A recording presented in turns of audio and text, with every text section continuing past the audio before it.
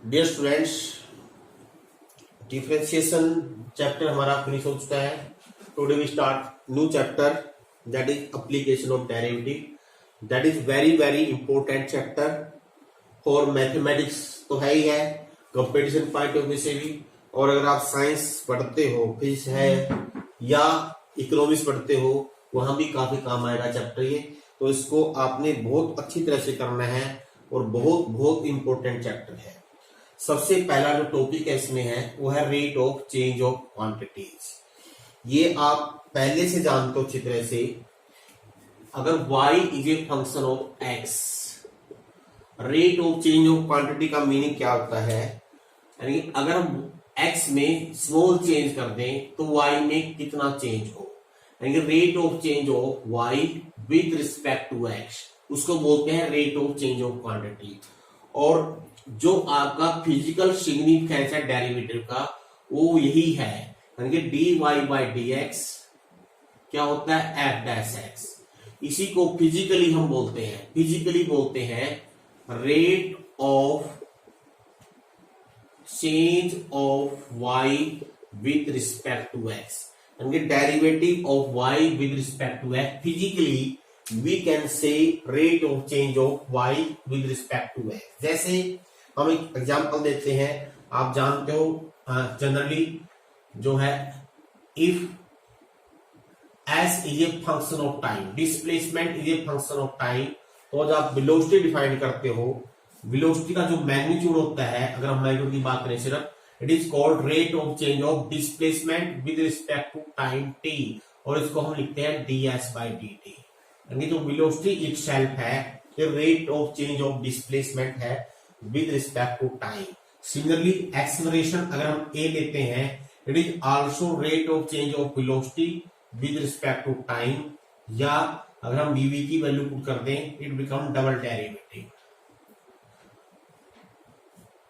और देखिए ये तो फिजिक्स में जो होता है, अब इकोनॉमिक्स में कहां ये होता रहता है आपको, एक रिवेन्यू, एक होता है रिवेन्यू, हम कुछ चीजें लिख रहे हैं, एक होता है मार्जिनल रिवेन्यू और एक होता है एवरेज रिवेन्यू। रिवेन्यू की बजाय यहां कॉस्ट भी हो सकती है, रिवेन्यू या कॉस्ट, मार्जिनल कॉस्ट या एवरेज कॉस्ट। इनका मीनिंग क्या होता है? मान लीजिए अगर हमारे पास कुल क्वांटिटी x है, अगर हम x क्वांटिटी को सेल करने से जो हमारा रिवेन्यू r हो जाए उसको कहते हैं r क्या है? Revenue by selling the x quantity. तो मार्जिनल रिवेन्यू क्या होगा? It is small change in revenue by small change in quantity. अगर थोड़ी सी क्वांटिटी और बढ़ा दें, मान लीजिए पहले आपने 10 क्वांटिटी बेची है और फिर एक और बेच दें, तो रिवेन्यू मार्जिन बोलते हैं मार्जिनल रिवेन्यू, और इसको हम लिखते हैं स्मॉल चेंज होते हैं dr बाई dx। सिंपल भाषा में कह लीजिए इफ r ये function of x then marginal revenue will be dr by dx। जबकि एवरेज हो, दोनों में डिफरेंस है, ये मार्जिनल रिवेन्यू है, इसको लिखते हैं mr से, और जो एवरेज रिवेन्यू है ये कहलाता है total revenue by total number of quantity से r बाई x। दोनों में डिफरेंस है। ऐसे ही जब हम मार्जिनल कॉस्ट की बात करते हैं, कॉस्ट कौन सी से लिखते हैं? मार्जिनल कॉस्ट क्या होगी? dc by dx, rate of change of cost with respect to x, और जबकि एवरेज कॉस्ट क्या होगी? c by x। तो ये इकोनॉमिक्स का पार्ट है जहां मार्जिनल की बात सिंपल भाषा में याद रखिए, जब भी मार्जिनल की बात करें समझ लीजिए आपने उसका डेरिवेटिव लेना है, और जबकि एवरेज की बात करते हो तो उसको पूरी नंबर ऑफ वैल्यू से डिवाइड करना है। अब कुछ एक एग्जांपल हम डिस्कस करेंगे, जैसे सीरीज सम एग्जांपल्स। जैसे एक बार हम फर्स्ट एग्जांपल ले रहे हैं, for the curve y is equal to 5x minus 2x cube. ये कोई कर्व है।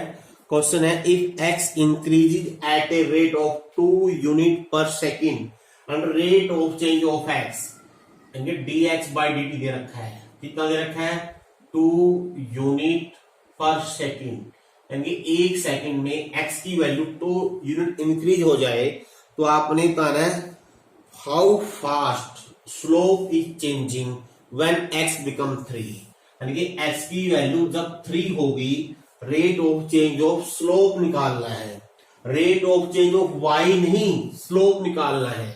तो सबसे पहले आप देखिए हम मान ले m स्लोप है तो स्लोप क्या होता है, ये होता है dy by dx, it comes out to be 5 minus 6x square, यानी इसका डेरिवेटिव x के रिस्पेक्ट में। अब लेकिन निकालना है rate of change of m किसके रिस्पेक्ट में, टाइम के रिस्पेक्ट में।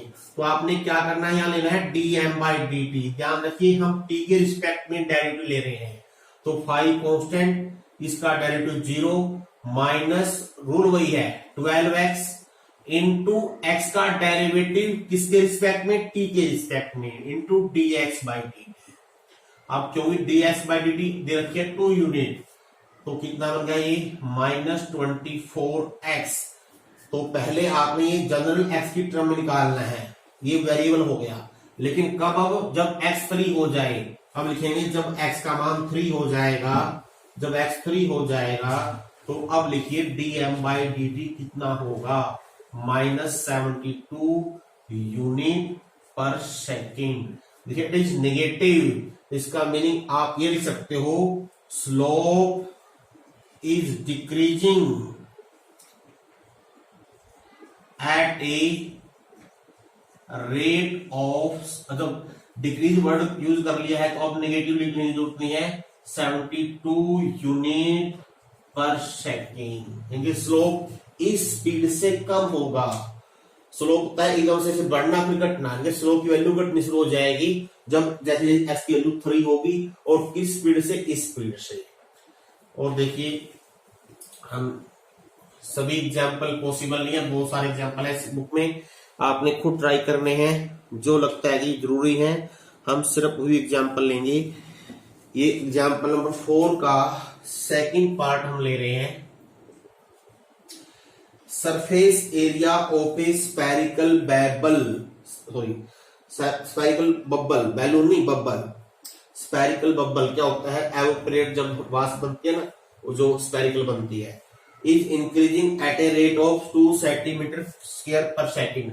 मान लीजिए ये आपका एयर बबल है, आफ्टर टाइम t, मैंने मान लिया इसका रेडियस t r है, आफ्टर टाइम t, तो गिवन क्या है, rate of change of r dr by dt, sorry ये तो दे रखा, क्या रखा है, rate of change of surface area. अगर इस समय मान ले s सरफेस एरिया है तो गिवन है ds by dt, ये दे रखा है 2 सेंटीमीटर स्क्वायर पर सेकेंड। निकालना क्या है, find rate at which volume is increasing at the instant, कब, जब r का मान 6 सेंटीमीटर हो जाए, ये इंक्रीज हो रहा है, बबल बढ़ रहा है, इंक्रीज हो रहा है, यानी जब r 6 हो जाएगा वॉल्यूम किस स्पीड से इंक्रीज करेगा। अब देखिए यहां पर जो वेरिएबल है उनके बारे में आपको पता होना चाहिए। वेरिएबल क्या है, s और r में रिलेशन पता है, r और v में रिलेशन पता है, वैसे बना लीजिए। पहले देखिए s क्या होता है, s होता है 4 पाई r स्क्वायर और v होता है 4/3 पाई r cube.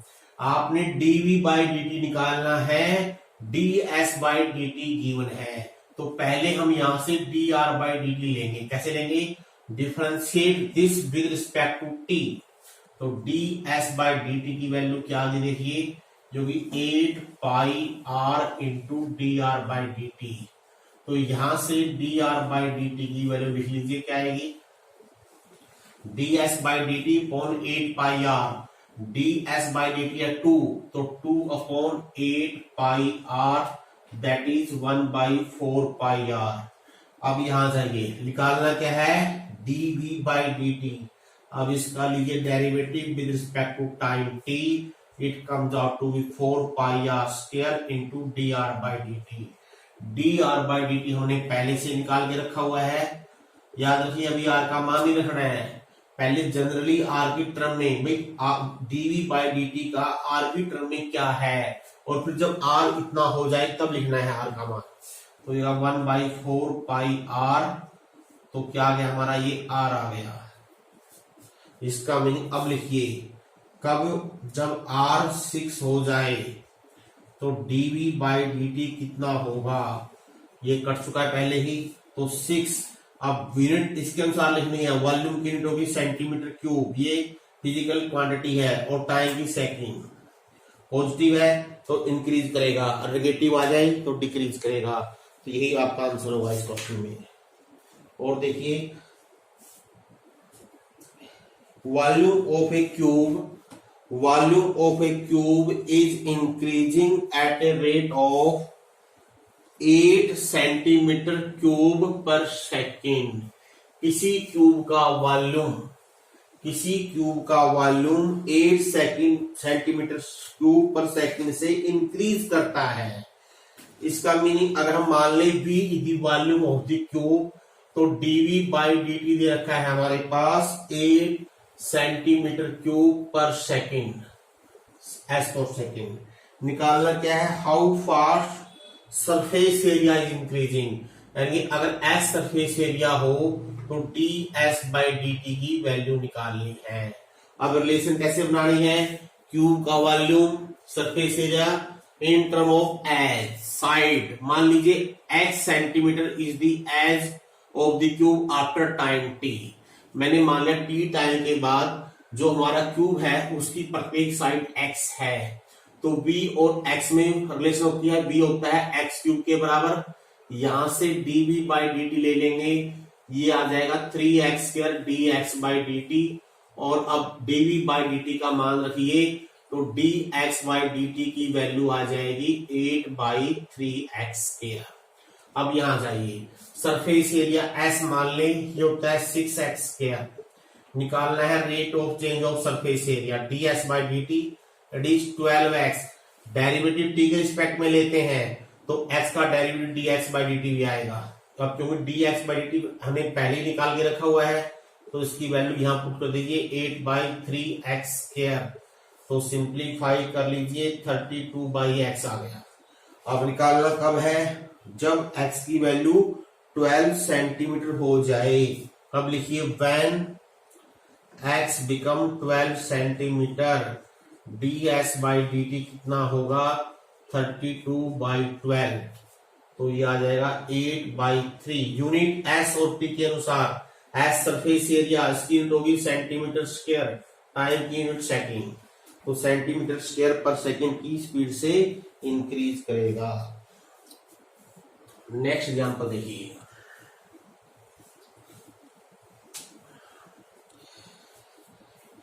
A man 2 meters tall walks at a uniform speed। एक आदमी 2 मीटर लेंथ है, लंबा है, ऊंचाई है उसकी, और वो 5 km पर ओवर की स्पीड से चल रहा है। किसके रिस्पेक्ट में चल रहा है, आगे लिखा मिलेगा, देखिए, away from A lamp post. एक लैंप पोस्ट है 6 मीटर ऊंचाई का, यहां पर लैंप लगा हुआ है, इसके रिस्पेक्ट में मान लीजिए ये ए पॉइंट मान ले, बॉटम ये बी पॉइंट मान ले, तो जो ये से दूर जा रहा है, यानी बी ए के रिस्पेक्ट में 5 km पर ओवर की स्पीड से दूर जा रहा है, अवे जा रहा है। ये है 2 मीटर और ये है 6 मीटर। आपने क्या निकालना है, rate of change of length of each shadow. Shadow कैसे बनेगी, यहाँ लैंप पोस्ट बना हुआ है, शैडो हमेशा विपरीत दिशा में बनती है, तो मैन की जो शैडो है इसके जो टॉप को मिला दें आपस में। अगर मैंने ये मान लिया, सपोज कीजिए आफ्टर टाइम t जो आदमी है a से b की डिस्टेंस x आप बेसिस मीटर में मान लीजिए, और bc मान लेता हूं, जिससे मैं इसकी डिस्टेंस ये x मीटर है, तो उसकी परछाई है, शैडो है, वो मैंने y मीटर मान लिया। अब गिवन क्या हो गया, rate of change of x with respect to time हो गया, यानी dx बाई dt गिवन है। अब ये ध्यान रखना है, x मैंने मीटर में मान लिया है, तो देगी 5000 बस मीटर पर आवर लिखो, कोई बात नहीं, सेकंड में लिखने की जरूरत नहीं है, ऐसे लिखिए मीटर पर आवर। लेकिन निकालनी क्या है, dy बाई dt। ये निकालनी है। हमेशा इन क्वेश्चनों में ऐसा ही मिलेगा, यानी दो वेरिएबल मिलेंगे जिसमें एक का रेट ऑफ चेंज गिवन होगा, दूसरे का निकालना होगा। अब x का रेट ऑफ चेंज दे रखा है, y का निकालना है। कब निकलेगा? जब x और y में रिलेशन पता होगी। और अगर आप ध्यान दो यहाँ पर, अगर ये D पॉइंट मान ले, ये E पॉइंट मान ले, क्लियरली आपको दिखाई दे रहा है triangle AEC is similar to triangle BDC। और सिमिलर ट्रायंगल की जो साइड्स हैं, कोरस्पॉन्डिंग साइड्स, वो होती है प्रोपोर्शनल। तो AEC की अगर मैं AC लिखूं, इसकी बन जाएगी BC। अगर उसकी मैं AE लिखता हूं, इसकी बन जाएगी BD। AC होगी x प्लस वाई, BC होगी हमारे पास y, ये होगी 6, ये होगी 2, तो ये 3, तो x प्लस y की वैल्यू होगी 3y, x हो गया 2y। तो रिलेशन निकल गई। Now differentiate both side with respect to time t।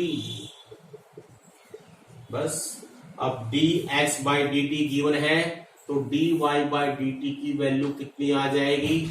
5000, ये 3y, ठीक है, अपॉन 2, ये 500 मीटर पर आवर, इसको आप 2.5 km पर आवर लिख सकते हो।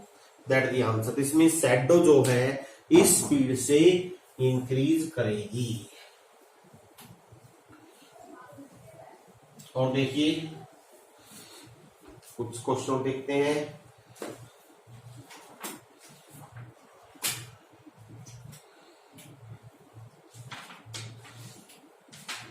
I take एग्जाम्पल नंबर 9 है, ए स्मॉल स्टोन थ्रोन इनटू ए स्टील पॉन्ड।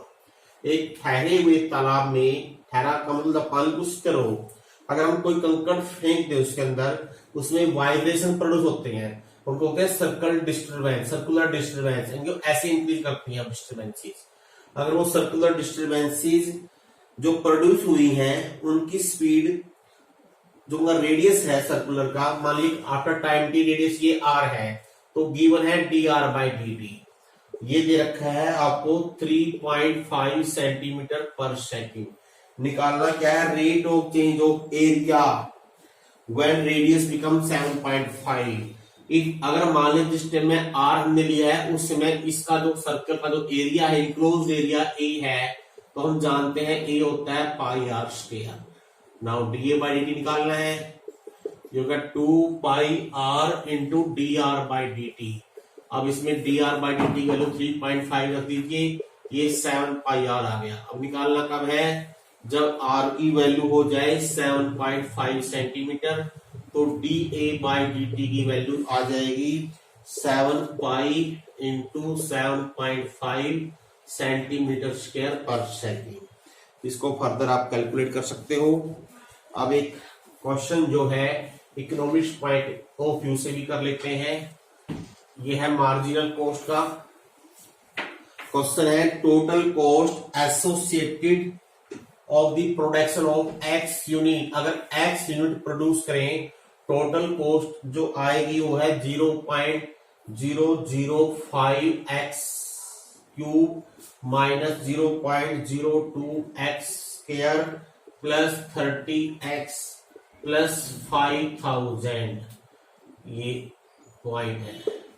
क्वेश्चन क्या है? Find the marginal cost when 3 units are produced where by. अगर ये मेंशन है मार्जिनल कॉस्ट का मीनिंग क्या होता है? अगर CA है तो हम जानते हैं मार्जिनल कॉस्ट होती है DC by DX। Take derivative, it become 0.15 x square minus 0.04x plus 30। बस अब क्या निकालना कब है? मार्जिनल कॉस्ट निकालनी है कब? जब x का मान हो जाए 3। अब इसमें x की वैल्यू 3 रख दीजिए और इसको सिंप्लीफाई कर लीजिए। ये आप लोगों ने खुद ट्राई कर लेना है।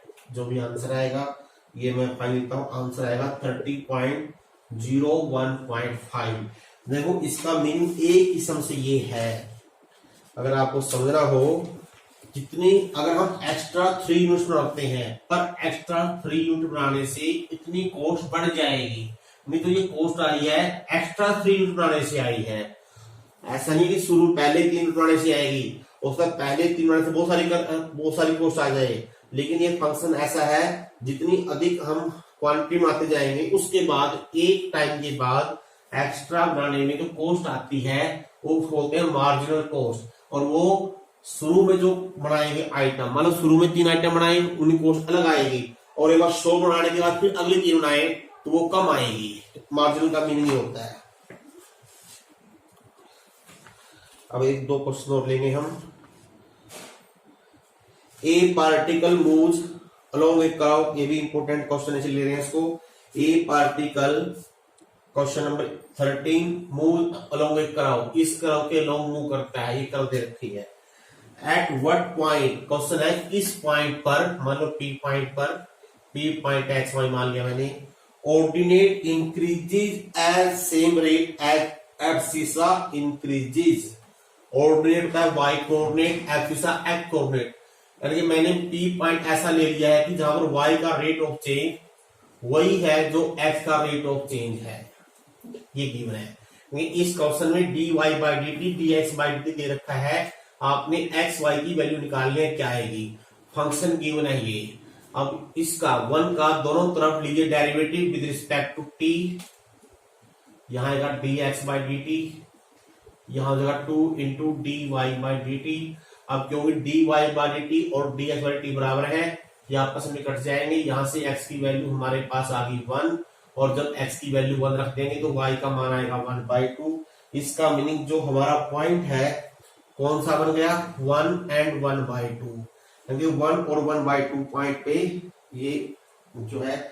एक क्वेश्चन नेक्स्ट देखिए, find an angle theta, find an angle theta, theta की वैल्यू, नेक्स्ट क्वेश्चन है ये, अगर थीटा 0 से π/2 के बीच में हो, ऐसा कौन सा एंगल है which increases twice as fast as its sine. Series example, theta की क्या वैल्यू हो, rate of change of theta इसके sine, rate of change of sine के डबल हो। इसका मीनिंग मैं लिख के दिखा रहा हूं, according to this question rate of change of theta हो गया D theta by D T is equal to twice rate of change of किसका, sine of this angle. Series question, इस क्वेश्चन का मीनिंग क्या है, थीटा क्या हो कि rate of change of this angle become twice the rate of change of sign of this angle. बस अब डायरेक्ट आता है आपको, cos theta into D theta by D T, D theta by D T cut जाएगा, तो यहां से 2 cos theta की वैल्यू आ गई 1, तो cos थीटा हो गया 1/2, थीटा आई करता है 0 से π/2 के बीच में, तो थीटा की वैल्यू आ गई π/6। यानी कि जब थीटा π/6 होगा तो π/6 की π/3 एक किस्म से इसका मीनिंग ये हुआ π/3 की वैल्यू लगभग डबल है इसके साइन π/3 के।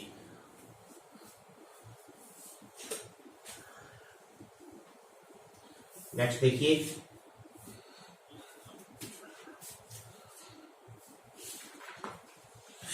Example number 15, sand is pouring from a pipe at a rate of 12 centimetre cube per second. रेत, अगर हम किसी पाइप से ऐसे रेत डालें नीचे जमीन में, तो रेत डालने से जो उसका ढेर बनेगा वो कोनिकल बनता है, ऐसी ढेर रखा जाएगा, ऐसी ढेर बन जाएगा, यानी लगभग कोन के आकार का बन जाएगा, ऐसे कोन।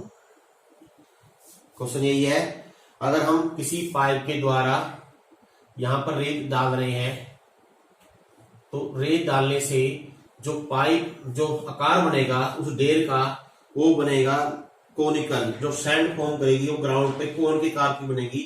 और जो पाइप से हम रेत डाल रहे हैं, इसकी जो स्पीड है रेत डालने की, वो है 12 सेंटीमीटर क्यूब पर सेकेंड। इसका मीनिंग ये क्या होगा, वॉल्यूम। ये वॉल्यूम, इस कोन का वॉल्यूम इस स्पीड से बढ़ रहा है। सिंपल चीज, अगर हम मान लें इसका वॉल्यूम v है आफ्टर टाइम t, तो rate of change of volume दे रखा है 12 centimetre cube per second. S for second. निकालना क्या है आपका, है the falling sand form a cone on the ground, ये पहले ही मैं डिस्कस कर चुका हूं। और इसमें एक कंडीशन रहता है, हाइट है ऑलवेज 1/6 ऑफ रेडियस। अगर ये x हाइट है और रेडियस r है, h और r में रिलेशन दे रखी है, ये h ऑलवेज 1/6 ऑफ r। निकालना क्या है, how fast is the height of sand cone increasing when the height is 4 centimetre. Question ये है किस स्पीड से x चेंज होगा, rate of change of h निकालना है। अगर V is the volume of the cone at that time, we know volume of cone होता है 1/3 pi r square h। अब यहां पर एक चीज ध्यान देनी है, we have 3 variables, V भी वेरिएबल है, R भी वेरिएबल है, X भी वेरिएबल है। आपने rate of change of V दे रखा है, rate of change of H निकालना है, तो इसका मीनिंग H और R में रिलेशन गिवन होनी चाहिए जो कि ऑलरेडी दे रखी है। अगर H और R में रिलेशन नहीं गिवन होगी तो इस क्वेश्चन को हम सोल्व नहीं कर पाएंगे, क्योंकि एक हमेशा जो इन क्वेश्चनों में जो हमारे पास मेथड है, जो आपकी बुक में मेथड है, जो आपके सिलेबस में मेथड है, वो rate of change of one quantity given हो, दूसरे का रेट ऑफ चेंज ऑफ निकालना हो। तो अगर 3 क्वांटिटी आ जाए, 3 वेरिएबल आ जाए, तो 2 वेरिएबल के बीच में रिलेशन हमेशा गिवन होना चाहिए।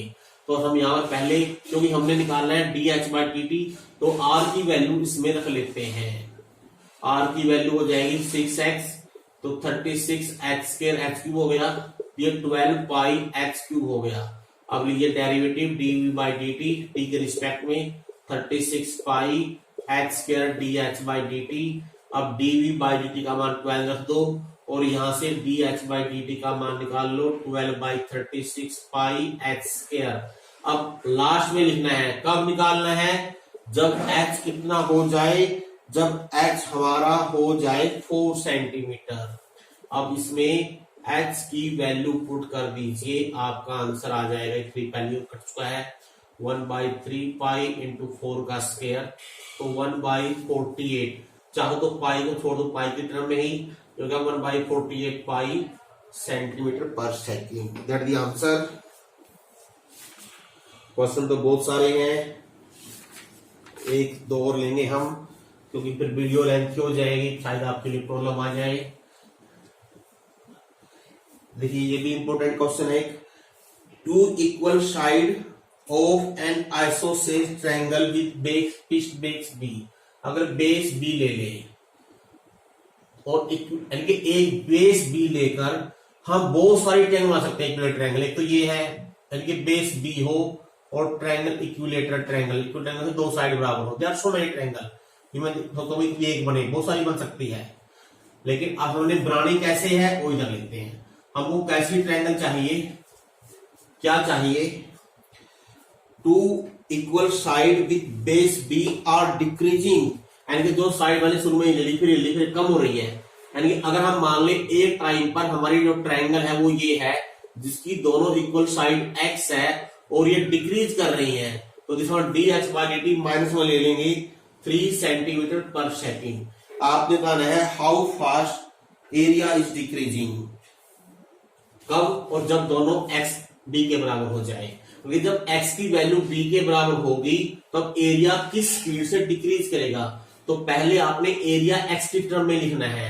If a is the area of this triangle, b is constant, b variable नहीं है, ये फिक्स है, तो एरिया क्या हो जाएगा जानते हो आप अच्छी तरह से, ये बेस होगा 1/2 base BC perpendicular to AD, 1/2 base हो गया B, AD क्या हो जाएगा, ये हो जाएगा B/2, ये x, ये AD की वैल्यू हम अगर निकाल लेंगे आएगी √x² माइनस B²/4, तो ये हो गया √x² minus B²/4।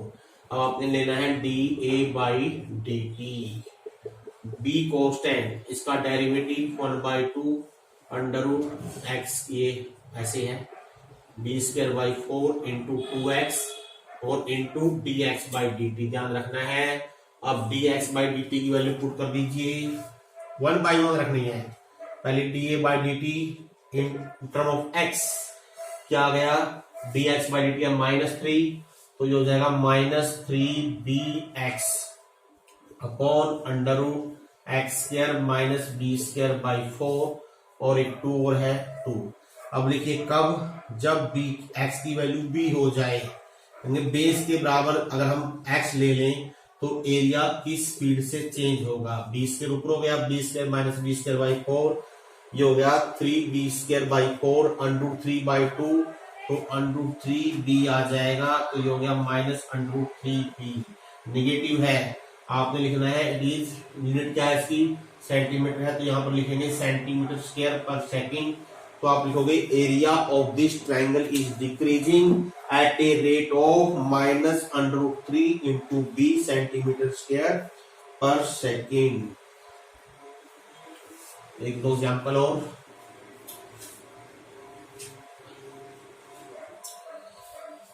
a car, example number 18, it is also important example. A car start from the point P at a time t, P point से स्टार्ट करती है और P टाइम 0, P पर हमने टाइम 0 ले लिया, and stop at Q, T से चल के Q पे स्टॉप हो गई। डिस्टेंस अगर ये x मीटर में हो तो relation between time and x is given.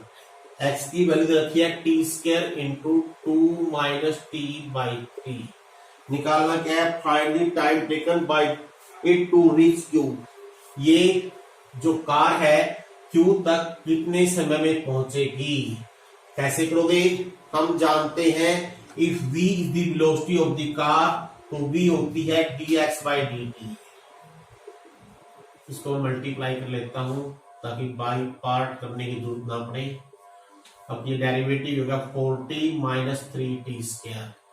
अब देखिए एट Q, जब Q पे पहुंच जाएंगे b 0 हो जाएगा, एक तरीका क्या, सॉरी, तो यहां से 4t कॉमन आ जाएगा, 4 माइनस टी बराबर 0, तो t की वैल्यू 2 आएगी, एक 0 एक 4। 0 जो है वो इनिशियल पॉइंट है, इसका मीनिंग Q पर हम पहुंचेंगे 4 सेकंड के बाद। और डिस्टेंस भी निकालनी है, डिस्टेंस PQ होगी, तो जब x की वैल्यू 4 है यहां रख लीजिए, वो आपका आंसर आ जाएगा 16 इंटू 2 माइनस 4 बाई 3 मीटर, जो भी आएगा।